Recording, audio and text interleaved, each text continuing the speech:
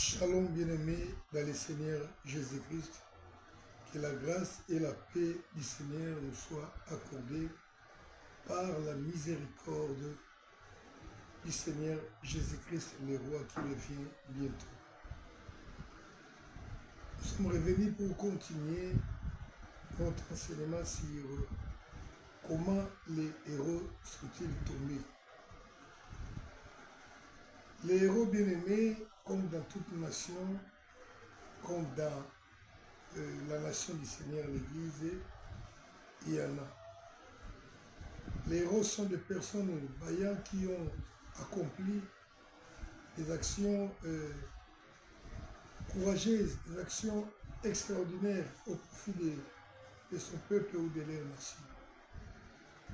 Et la Bible reconnaît certaines personnes cette qualité-là, des héros, des vaillants. Mais malheureusement, la Bible ne dit pas que les héros, les vaillants, sont à l'abri de la chute. Nous savons tous que nous sommes engagés sur une voie qui doit nous emmener au ciel. Et la Bible dit que depuis Jean-Baptiste jusqu'à aujourd'hui, le royaume des cieux est forcé. Et ce sont les violents qui s'en emparent. Donc ce sont, je dirais, les héros, les vaillants. Mais les héros et les vaillants tombent quand même. Et si donc le Seigneur ne veut pas que nous soyons perdus, il nous enseigne. Nous lisons notre texte de base, c'est dans 2 Samuel chapitre 1er. 2 Samuel chapitre 1er, à partir du verset 15 jusqu'au verset, à partir du verset 17 jusqu'au verset 27. Voici les cantiques funèbres que David composa sur Saoul et sur Jonathan, son fils, et qu'il ordonna d'enseigner aux enfants de Juda. C'est le cantique de l'arc. Il est écrit dans les livres d'Égypte.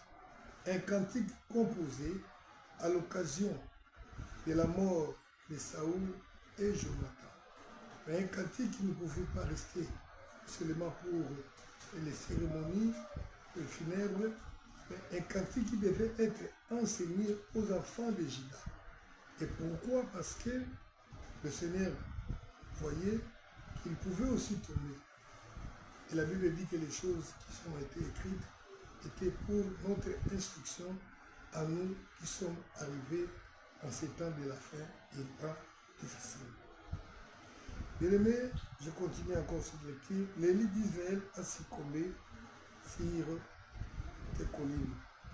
Comment les héros sont-ils tombés? David s'étonne. Il s'étonne comment Jonathan et son fils et son père plutôt, Saoul, pouvaient-ils tomber dans une quelconque bataille? Mais non, c'était des gens forts, c'était des héros, c'était des gens incomparables. Mais ils sont quand même tombés. Nous l'avons expliqué. Aujourd'hui là, nous voulons continuer pour montrer maintenant, étudier ensemble, parce que l'ordre a été donné à David, par David pour nous tous, de pouvoir l'étudier. Qu'est-ce qui s'est passé? D'abord, la chute de Saoul, comment est-elle venue? Saoul, j'aimerais bien aimer que nous comprenions d'abord une chose. Saoul est une demande du peuple. En ces temps-là, c'est Dieu lui-même qui régnait sur le peuple au travers des juges, des gens qu'il choisit. Les juges étaient différents des rois.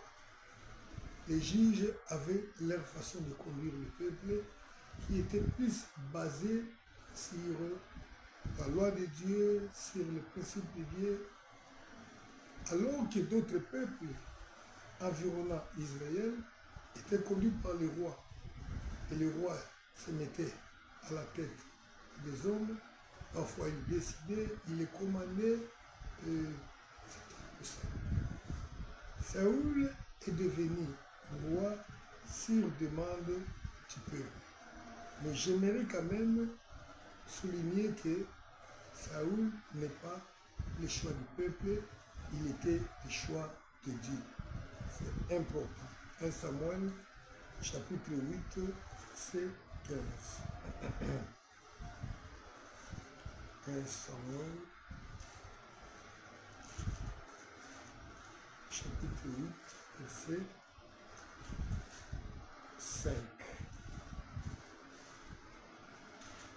Ils lui dirent, voici tu es vieux, et tes fils ne marchent point sur tes traces. Maintenant, établis sur nous un roi pour nous juger comme il y en a chez toutes les nations. C'est le peuple qui a demandé. Donc, j'ai dit, Saoul était la demande du peuple. Ce n'était pas le choix du peuple. Le peuple a demandé, mais c'est Dieu qui a donné Saoul. 1 Samuel, chapitre 9, versets 15 et 17. Je vais lire. Or, un jour avant l'arrivée de Saoul, l'Éternel avait averti Samuel en disant, demain à cette heure, je t'enverrai un homme du pays de Benjamin, et tu viendras au chef de mon peuple, Israël. Il sauvera mon peuple de la main des Philistins, car j'ai regardé mon peuple parce que son cri est venu jusqu'à moi. Alléluia. Lorsque Samuel y aperçut Saoul, l'Éternel lui dit, voici l'homme dont je t'ai parlé, c'est lui qui régnera sur mon peuple. Donc, Saoul, c'est le choix de Dieu. On peut aussi voir ça dans 1 Samuel, chapitre 10, verset 24. Il est écrit, Samuel dit à Samuel dit à tout le peuple, voyez-vous celui que l'Éternel a choisi. Il n'y a personne dans tous les peuples qui soit semblable à lui. Et tous les peuples poussa le cri de vive le roi. Alléluia. C'est Dieu qui choisit Saül. Il y a certaines personnes, quand ils parlent de leur appel, ils se croient extraordinaires. Saül qui était tombé, dans la Bible chante les héros, comment sont-ils tombés, était un choix de Dieu. Dieu peut t'appeler, mais si tu ne fais pas attention, tu peux aussi tomber. Saül avait des particularités, je ne sais pas moi, des particularités particulières. Permettez cette tautologie. C'était un homme beau. C'était un homme costaud. Vous savez, lorsqu'il faut choisir par l'apparence, en tout cas, les choix ne peuvent pas rater et tomber sur Samuel. La Bible dit de lui, à partir du verset 1 Samuel chapitre 9, verset 1 et 2, la Bible dit ceci, il y avait un homme de Benjamin nommé Kis, fils d'Abiel, fils de Tsor, fils de Bekora, fils d'Afiak plutôt, fils d'un Benjamin. C'était un homme fort et vaillant. Il avait un fils du nom de Saoul, jeune, beau, plus beau qu'aucun d'enfants d'Israël, et les dépassait tous de la tête. Voilà les qualificatifs que la Bible donne de Saoul. Il était plus beau que tous les enfants d'Israël. Un homme présentable, un costaud, la Bible dit, il les dépassait tous de la tête. je me demande quelle était la taille des enfants d'Israël à l'époque. Et s'ils avaient les tailles que nous avons aujourd'hui, donc on dit qu'il était le plus, il était de plus grande taille quand ils étaient en rang comme ça. Donc c'était un homme vraiment admirable, présentable, comme diraient mes amis du pays. Aspect. Il y avait vraiment un aspect. La Bible dit de Christ, il n'avait aucun aspect. Son visage n'avait rien bâti. Et regarde comment on parle de Saoul. Vous savez, quand même, il y a certains hommes de Dieu, en les regardant comme ça, vous regardez la façon dont ils s'habillent, vous dites non, c'est quand même un homme. Donc, Saoul était comme ça. Mais le diable n'a pas craint toutes ces choses-là. Saoul était loin du Saint-Esprit. Ne pensez pas que c'était un homme charmeur. Je crois même qu'il a fait de grandes choses. Il a réussi des exploits. Oui, il y en a plusieurs. Il était rempli du Saint-Esprit. Samuel chapitre 10, verset 1er. Samuel prit une fiole d'huile qu'il répandit sur la tête de Saoul. Il le baisa et dit, l'Éternel ne t'a pas oint pour que tu sois chef de son héritage. Il avait été choisi et oint. Et d'ailleurs, voilà, on dit ceci au verset 6. L'Esprit de l'Éternel te saisira, qui prophétisera avec et tu seras changé à un autre homme. Ça, c'est la prophétie qui était donnée au sujet de lui, Saoul. Et il a prophétisé. Il s'est changé, il est devenu un autre homme. Péré qu'il était, il est devenu un homme vaillant, un homme fort, donc un homme qui avait reçu tous les dons. Et la Bible nous explique même qu'il a vaincu plusieurs batailles. Et d'ailleurs, la Bible raconte qu'à son époque-là, Israël n'avait pas d'épée. Il n'avait même pas de limes, de cailloux pour limer les épées, ou bien leurs machettes. Mais avec Saoul, avec Jonathan, bon, ils ont fait des exploits. Ils ont vaincu les batailles terribles. Maintenant. Parce que l'enseignement ici, c'est comment les héros sont-ils tombés. Comment David et plutôt Saoul est-il tombé. Et bien sûr, dans cet enseignement, si le Seigneur nous l'accorde, on parlera de beaucoup de gens, de beaucoup de héros. Il y en a beaucoup. Comment Saoul est-il tombé? Alors, premièrement, nous avons étudié maintenant les causes des chutes de Saoul. Ainsi donc, lisons 1 Samuel chapitre 13 à partir du verset 5. 1 Samuel chapitre 13 à partir du verset 5. Voilà, la Bible nous donne beaucoup d'indications qui peuvent nous aider à comprendre, parce que David a recommandé que nous puissions enseigner, que nous puissions étudier les causes des chutes des héros. Nous n'allons pas nous arrêter seulement avec Saoul, nous arriverons un peu loin, parce que les héros dans la Bible, il y en a plusieurs qui sont tombés, certains se sont relevés, d'autres sont tombés et sont partis comme ça. À l'exemple de Saoul et de son fils Jonathan. Je vais lire. Les Philistins s'assemblèrent pour combattre Israël. Ils avaient 1000 chars et 6000 cavaliers. Et ce peuple était innombrable comme le sable qui est sur les bords de la mer. Ils vinrent camper à Michmash, à l'orient de Beth-Aven. Les hommes d'Israël se virent à l'extrémité, car ils étaient serrés de près. Ils se cachèrent dans les cavernes, dans les buissons, dans les rochers, dans les tours et dans les citernes.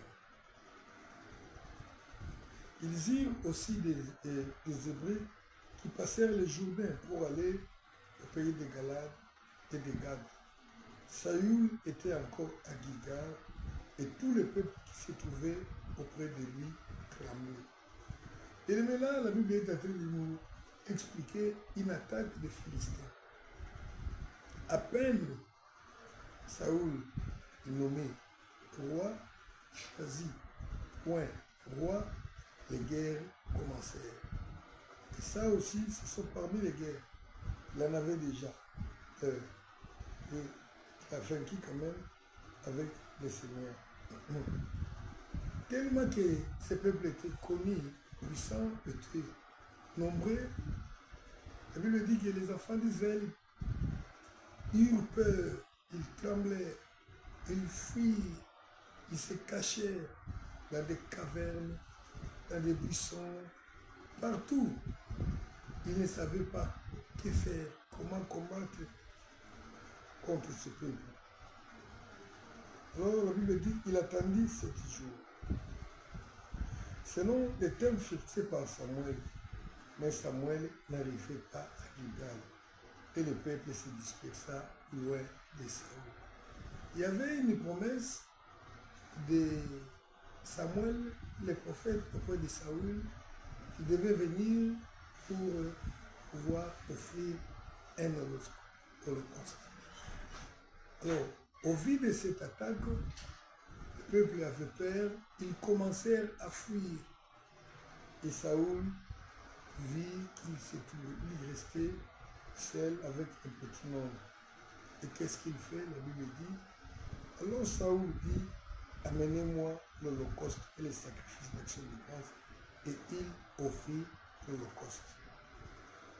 Comme il achevait d'offrir l'holocauste, voici Samuel arriva et Saül sortit au-devant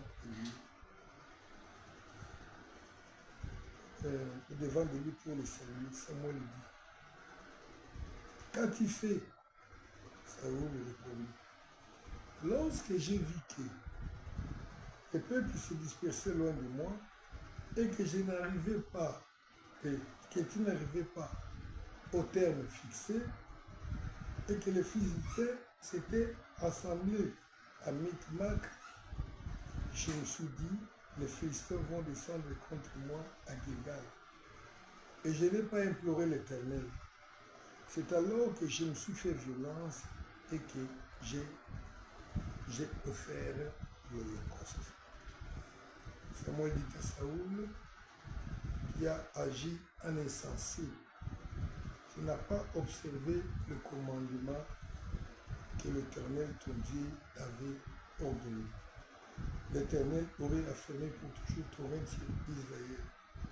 Mais maintenant, ton règne ne durera point. L'Éternel s'est choisi un homme selon son cœur. Et l'Éternel a destiné à être chef de son peuple parce que tu n'as pas observé ce que l'Éternel t'avait commandé. Alléluia. Comment les héros sont-ils tombés? Nous sommes en train d'étudier la cause de Chypre et Saül. Nous voyons ce qui s'était passé juste après son action. Il y eut une grande attaque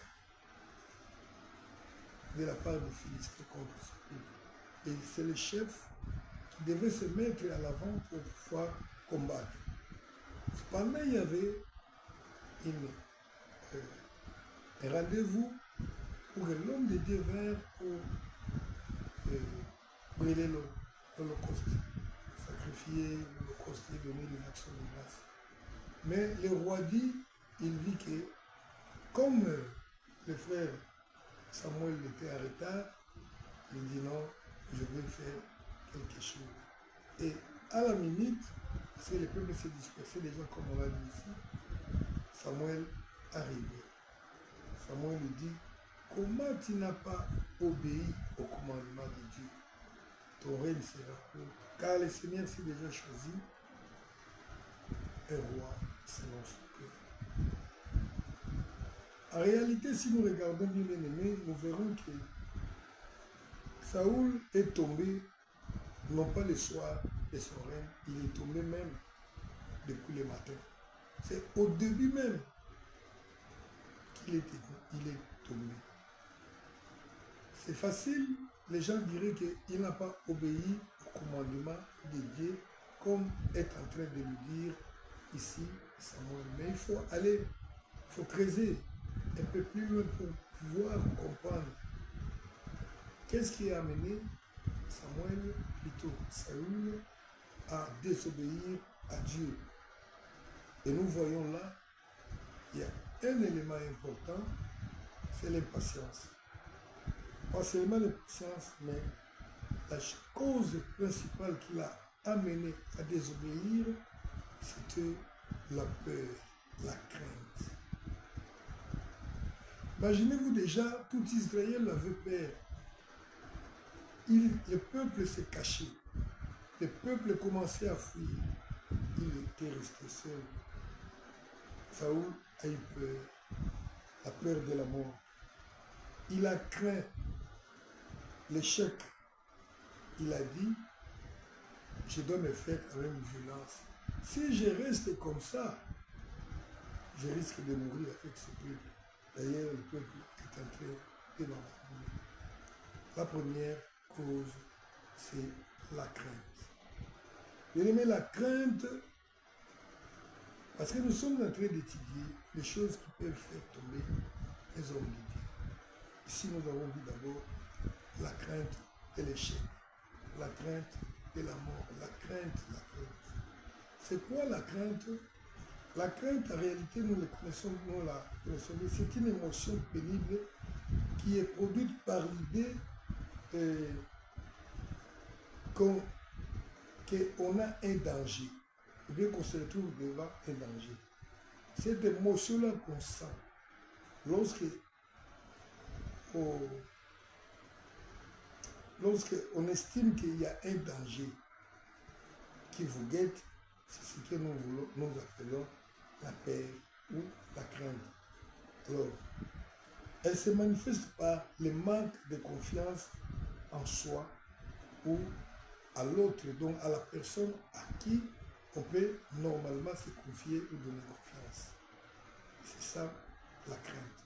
Donc une émotion qui redoute un danger, qui produit cette sensation qu'on a lorsqu'on se retrouve devant un danger. C'est ça la crainte ou la peur. C'est-à-dire, on a peur du danger. Ça peut être la peur de mourir, la peur de souffrir, la peur d'échouer, la peur. Et j'ai dit que ces sentiments se manifestent par le manque de confiance.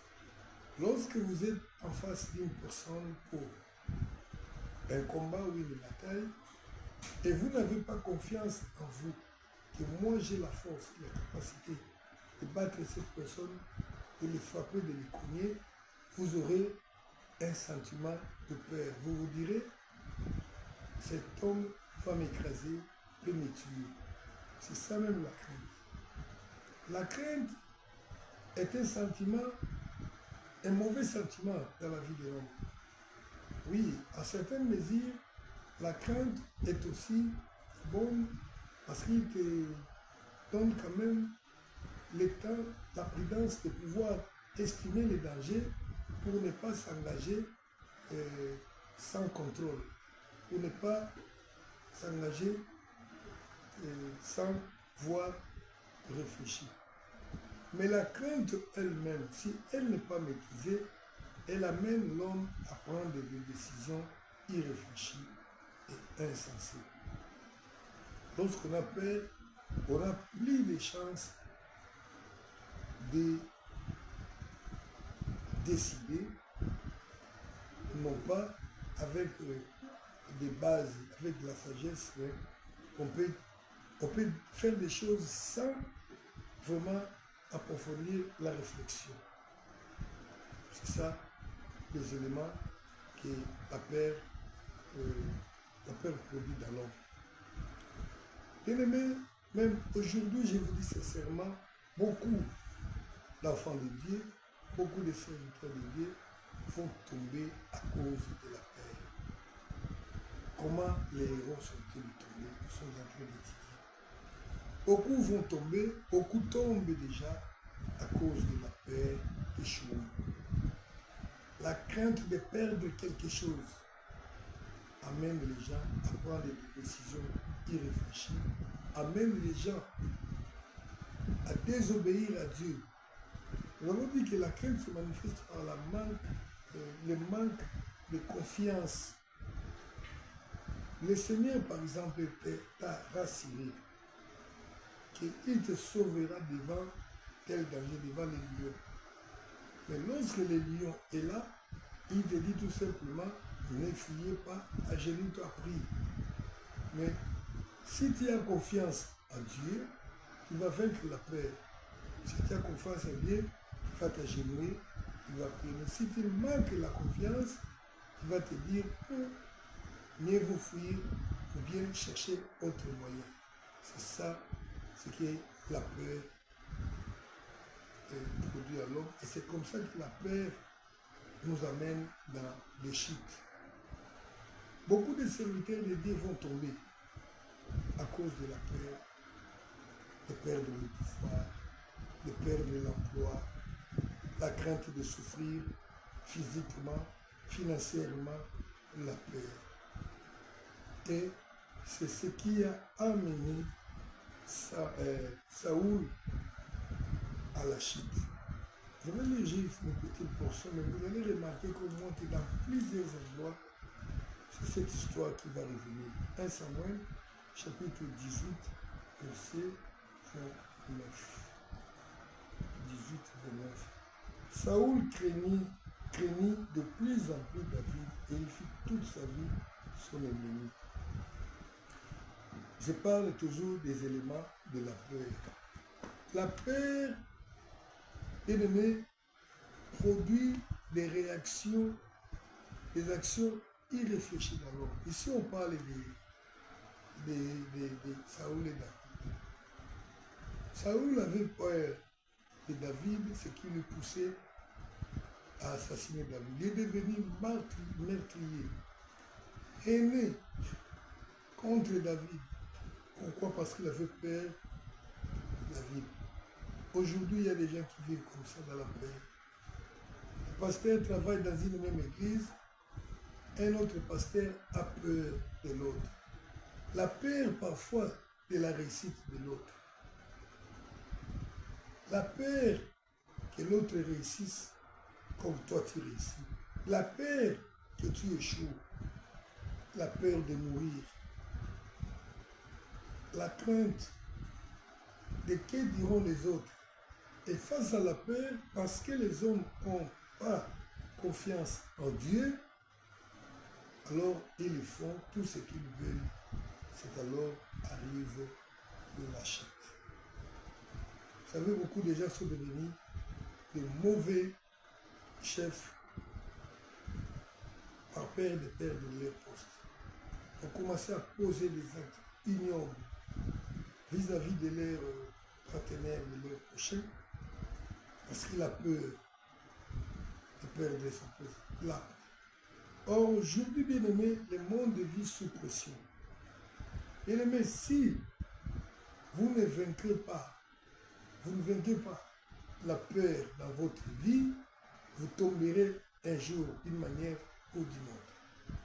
Parce que le diable utilise les menaces, il nous présente les dangers, et lorsque nous réagissons, nous avons peur de ces dangers-là, c'est alors que le piège sera fait pour nous. Parce que la peur, la crainte et les signaux qu'on n'a pas confiance à celui qui a promis, on n'a pas confiance à celui qui a dit, à celui qui t'a envoyé, à celui qui t'a appelé.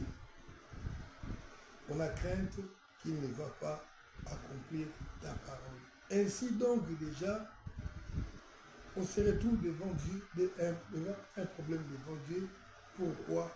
Parce qu'on a pris la foi en Dieu, on le prend comme menteur, on ne se confie plus à lui parce qu'on a peur. Bien-aimé, pour vaincre ce monde, pour vaincre l'ennemi, les grands combats que nous livrons chaque jour contre l'ennemi, les secrets que je vous donne, c'est de vaincre la peur. La Bible le dit dans Apocalypse chapitre 12, verset 11. Apocalypse chapitre 12, verset 11, la Bible dit: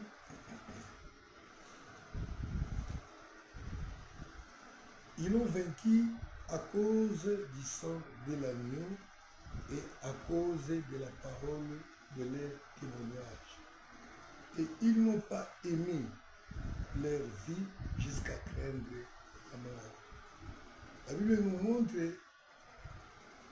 les caractéristiques des personnes qui ont vaincu ou qui doivent vaincre le diable. Ce sont les gens qui d'abord ont été identifiés dans le sang du Seigneur Jésus-Christ, qui sont prêts à témoigner. Mais l'élément important ici, c'est que ces gens n'ont pas aimé leur vie jusqu'à craindre la mort. Parce que la grande clé, les grands pièges où l'ennemi détient des milliers de personnes, des millions, des milliards de personnes captifs, c'est la peur. Et le plus au sommet de la peur, c'est la peur de la mort, la crainte de la mort. Tous ces gens qui pêchent, tous ces gens qui désobéissent, tous ces gens qui abandonnent le Seigneur, généralement, ils ont été vaincus par la peur, par les dangers que le diable est à présent. Bien-aimé, lorsque vous arrivez à un niveau où vous ne craignez plus la mort, le diable lui-même commence à se désintéresser de vous. Quand vous arrivez à un niveau où vous n'avez pas peur de mourir, je le dis, le diable commence à se désintéresser de vous. Parce que la personne qui n'a pas peur de mourir, c'est la personne qui sait qu'il se prépare, il est à bon terme avec Dieu. Et cette personne-là, le diable ne viendra pas faire une bonne œuvre pour t'envoyer au ciel directement. Non, non, non. Toutes les menaces que le diable te fait, il te montre les dangers de mort, c'est juste pour te faire peur. Le diable, quand il veut faire mourir quelqu'un, pour que cette personne va en enfer, pour lui, il doit le faire sans que la personne le sache. Il n'a pas besoin de te faire peur.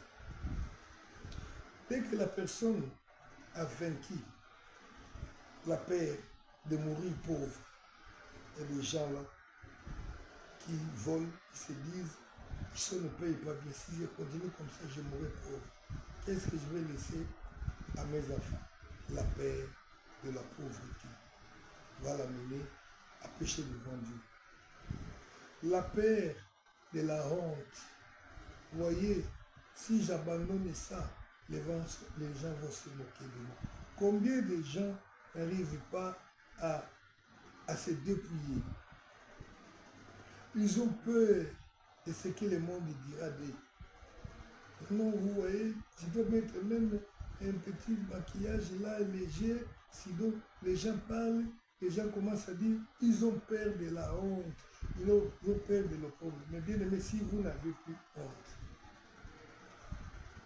m'en fous. Si je peux mourir, je m'en fous. Si je vais souffrir, moi j'obéirai à la parole de Dieu, m'en fous. C'est fini. Et le diable regarde, il dit, qu'ai-je encore? Il te menace. Si tu fais ceci, si tu continues à obéir à votre Dieu, tu ne vas pas manger. Tu dis, je n'ai pas peur de la faim. C'est fini. Voilà pourquoi le Seigneur dit, ne craignez pas ceux qui peuvent tuer le corps et non pas l'âme. Mais craignez plutôt celui qui peut tuer le corps et l'âme. Parce que le corps finira toujours par mourir. Mais l'âme sortira pour rendre des comptes à Dieu. Et si l'âme de la personne n'est pas juste devant Dieu, cette âme-là mourra, périra, mais ça ne sera pas dans la paix. Alléluia. Devant la Père bien-aimé, faites confiance à la parole de Dieu. Acceptez de mourir, acceptez de souffrir, acceptez d'être humilié pour le Seigneur. Il a eu peur de perdre son pouvoir.